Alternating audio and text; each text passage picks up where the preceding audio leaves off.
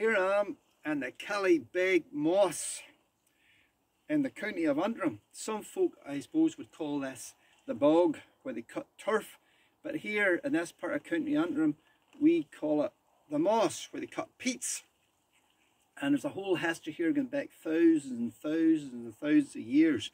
I was actually born just down the road there on the Downkillybeg Moss Road, the Downkillybeg Moss Road, and there was all kinds of stories about strange things that happened here in the moss, and happened on the Fourth Hill, which is just across the field from where I was born. That's one of these ancient forts that were built thousands of years, a few thousand years before the time of Christ. And there's all these souterrains or coves, these tunnels under the ground that stretch over next to the moss and down to the River Main. And in these souterrains, this is where they found all kinds of artifacts, and that's how they know how old it is. So there was all kinds of mysterious beliefs about things that happened in the moss and on the Fourth Hill. And so people would tell scary stories because they just didn't understand the place. But I don't think it's scary at all. I think it's an absolutely magical place. And I'm here now because I'm just checking out the lighting and the acoustics, because I'm thinking of doing all kinds of wee stories around the moss and doing all kinds of wee music videos and all kinds of performances, maybe all to do with the moss.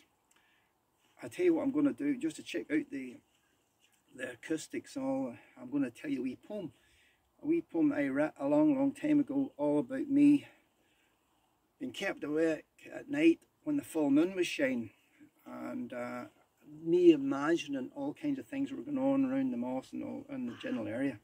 I was only imagining things, you know, based on stories that I'd heard folk talking about, you know. Anyway, the wee poem goes something like this. There's nae fan after sleep when the big moon glows bricht on the Downkillybeg Moss Road.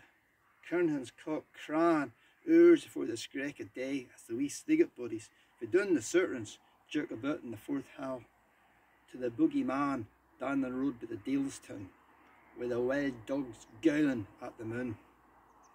Anon wild odd whistling for the goods train o'er by Slat, or for the Watrick sweeping amid the moss.